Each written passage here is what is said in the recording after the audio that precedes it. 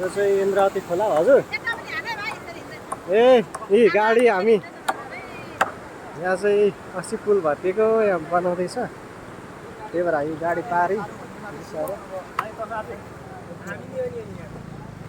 कस्तो पुल बन्दैछ अहिले चाहिँ